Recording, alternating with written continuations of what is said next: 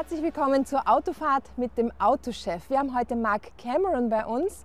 Er ist Managing Director bei Jaguar Land Rover und für den Defender zuständig. Mark Cameron ist sozusagen Mr. Defender und wir machen heute mit ihm eine Ausfahrt. Hello Mark, Hello. Nice to meet you. How are you? I'm very well, thank you. So Mark, let's go for a ride. Let's do it. Let's do it. We bring you to the airport actually.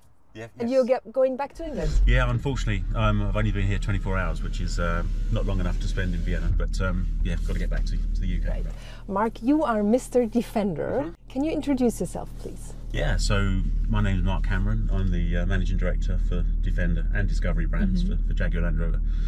Actually, next year, or this year now, sorry, is my 30 years of working for OEMs. So I started at Ford and then was Mazda, and then the last 13 years I've been at JLR. So yeah, I've got the best job in the world. So you are an auto addict? I'm a petrol head. Yeah, absolutely. You are? Yeah, it's in my blood, and I feel so lucky that I've worked in an industry that so many people care about, and that everyone has an opinion on cars. So. When you say you're a petrol head, Yeah. it's all going to be electric someday. Yeah, I mean it's a colloquial expression, but yeah, we have to embrace new technologies, and I actually am really excited about what we can do in the future with Defender and electric as well. So it's definitely the future. It's a really amazing time, anyway, to be in our industry. I mean, we've not had this for 100 years. This change we're going through now, this move to trying to carry on with the run out of petrol cars and diesel cars, and then massively invest at the same time in the future. Okay, we go out this way and then to the right. So Mark, we are sitting in a Defender now. You told us already that this is actually the car you're driving at home. The very same model, yes. Right, and the very same color. Yes, Tasman blue with a white roof. And so tell me, what is special about this car?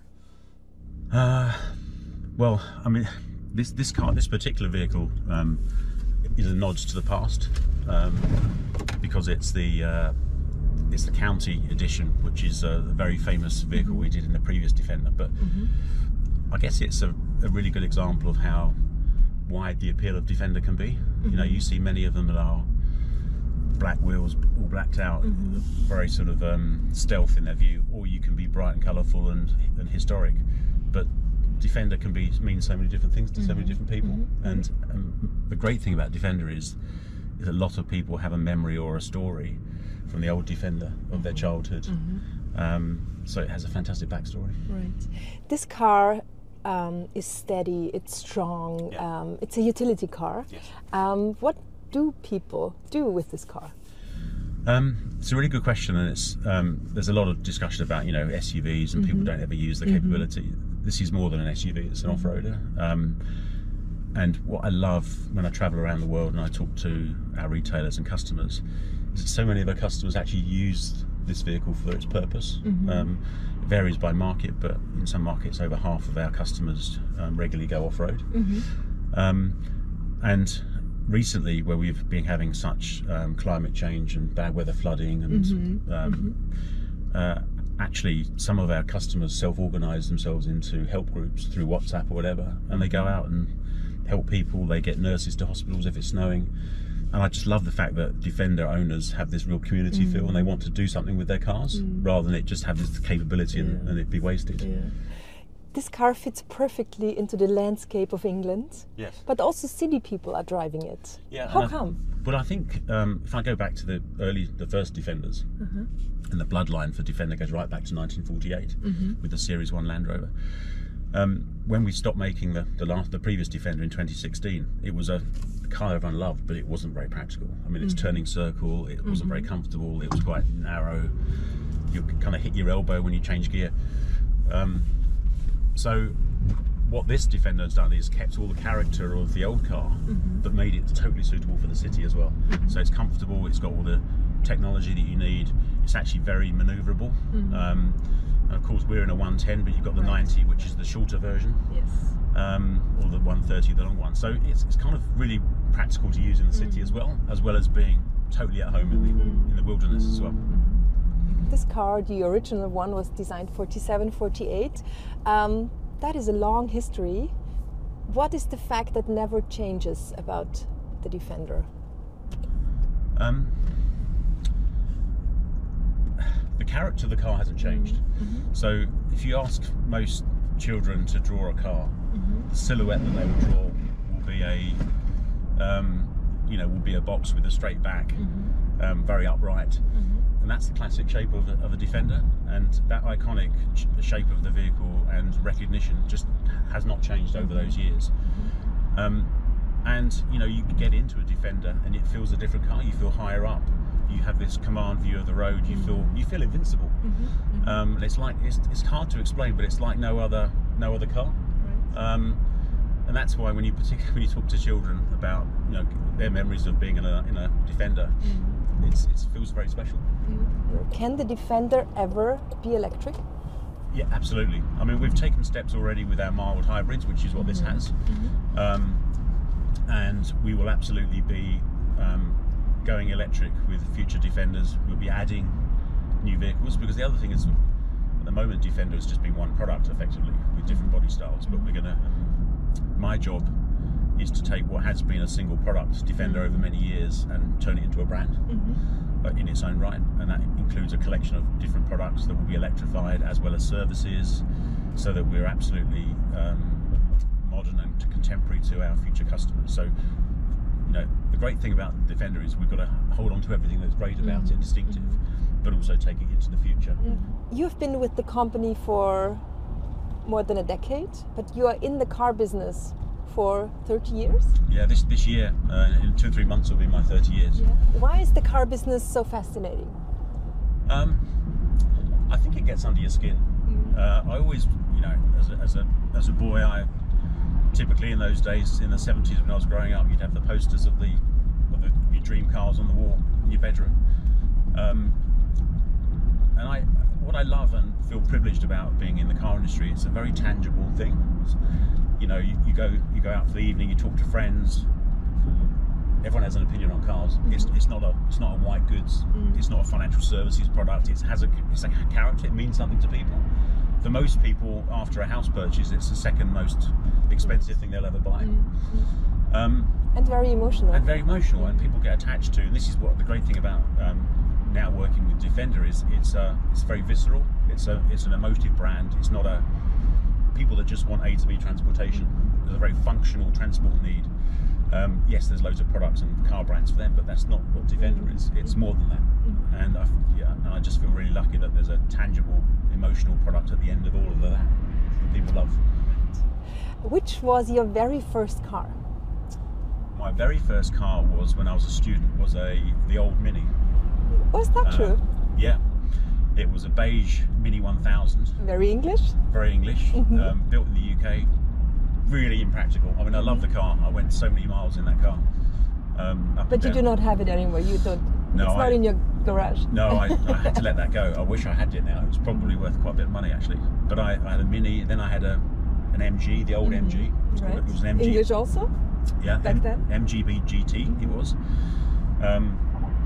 Yeah. So I've always wanted to have cars that have character, I guess. And I've been lucky enough to have a whole variety of cars in my group. Today cars have a lot of technology and assistance. Yeah. Which one do you find really annoying? Be honest. Well, so excuse me, as legislation changes, in fact there's a button on this steering wheel now which, since the 24 model year, we have to now put the car into advanced driver assistance. So when you hit the speed limit or one kilometre over, you get this warning buzzing. That's by law now, we have to have those. So I completely understand the need for active and passive safety systems and driver aids, really important for road safety. But sometimes they can be a bit intrusive, so we're trying to find ways of meeting the required standards, but making it also practical and enjoyable for our customers driving. And we're in a curious time, really. I mean, as I said, 30 years in the car business, but for what we're going through now is what we've not seen in 100 years.